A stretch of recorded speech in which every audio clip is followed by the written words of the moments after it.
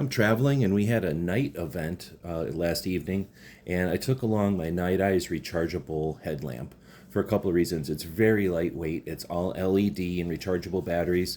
It has a nice elastic strap that's wide enough but not too wide to be comfortable on your head, and it's strong enough to be worn over like a helmet or a hat. Now what I did is I needed it to walk up and down a hill last night, and real dark out. So I was going to use it to walk. Instead of putting it on my forehead the whole time, I just pull it down around my neck when I need it. I put it back up on my forehead. It's adjustable this way, so if you're using it as a task light or a walking light, you can kind of adjust it to where you want the beam to go. Real easy to use. You've got just two buttons. One button is for the task lights. That's the smaller LEDs on the side. And there's a couple of modes. And then the other button, the right button, is for the walking light, the larger light, and that'll really bring out all the lights, a couple of different modes.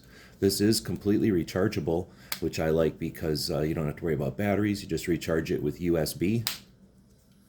Very lightweight, dependable, and a useful headlamp. Hope this helps.